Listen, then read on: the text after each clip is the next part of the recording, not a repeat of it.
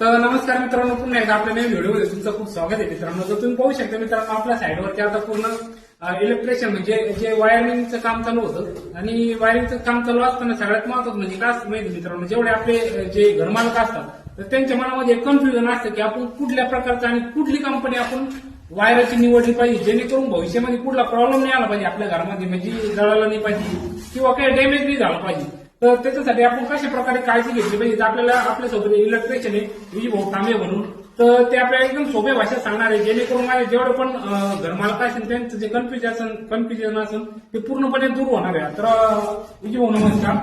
तर विजय भाऊ नेमकं आपली जेवढी मंडळी घर कामगार त्यांच्यासाठी एकदम सोप्या भाषेत सांगा की जेणेकरून त्यांनी कशा प्रकारे त्यांच्या घरासाठी वायर वापरलं पाहिजे. वायर वापरताना शक्यतो पॉलिकॅप किंवा RR या दोनच कंपन्या ब्रँडेड आहेत. त्याच्यामुळे शक्यतो वापरताना पॉलिकॅप किंवा RR वायर वापरलं गेलं पाहिजे. तर याची भाऊ नेमकं आपण ह्या कंपनीची निवड का केली पाहिजे, याचं नेमकं वैशिष्ट्य काय आहे आमच्या मित्रांना सांगून टाकलं. या कंपनीचं वैशिष्ट्य असं आहे, याच्यामध्ये जो येणारा सप्लाय वरून जो येतो आपला सप्लाय मेन सप्लाय, तर तो वरून जर 410 व्होल्टेज येत असेल बरोबर, तर हे आपल्याला शेवटपर्यंत 410 व्होल्टेज देतो. म्हणजे आपल्या साधनापर्यंत तेवढा जातो. तसं बाकीचे जे वायर आहे त्याचा गेज कमी असल्यामुळे ते व्होल्टेज फुल देत नाही, प्रॉपर व्होल्टेज येत नाही. प्रॉपर व्होल्टेज येत नाही खाली, कारण त्याचा माझा तो गेज राहतो ना तो कमी राहतो, तर त्याचा गेज जास्त आहे. आणि सगळ्यात महत्वाचं म्हणजे विजय भाऊ, ज्यावेळेस वायर बरेचसे प्रॉब्लेम असे असतात की वायर गरम होतो, धूर निघतो, तर तुम्ही जी कंपनी सांगली याचं जळण्याचं प्रमाण काही असतं याचा विषय असा आहे की याला जे कव्हर आहे ना ते कव्हर जाल धरत नाही.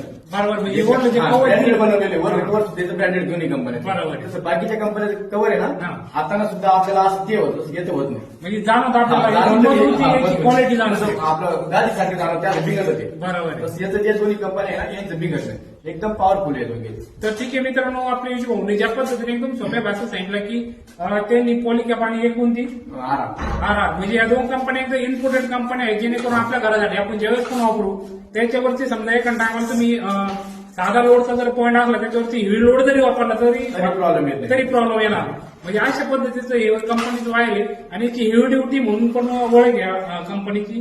तर आपण म्हणजे कुठल्या कंपनीची जाहिरात वगैरे काही करून नाही राहिलो, तर सगळ्यात महत्वाचं म्हणजे आपले जेवढे मित्रमंडळी असतील, जेवढे घरकामगार असतील, त्यांना एक अनुभव म्हणून किंवा आपला आमचा जो काम करण्याचा अनुभव आहे हा आम्ही तुमच्यासाठी शेअर करू राहिलो. फक्त का असं नाही का आम्हाला कुठल्या कंपनीतर्फे कमिशन येईल आणि त्या कंपनीचं नाव तुम्हाला सांगू राहिलो. फक्त या कंपनीची आम्हाला क्लिअरिटी चांगली आहे, त्याची सेवा चांगली आहे आणि सगळ्यात महत्वाचं म्हणजे जी आपल्याला लाईफ टाईम याचा कुठला प्रॉब्लेम येत नाही. तर अशा पद्धतीने तुम्ही तुमच्या घरासाठी अशा पद्धतीचे वायर वापरत चला.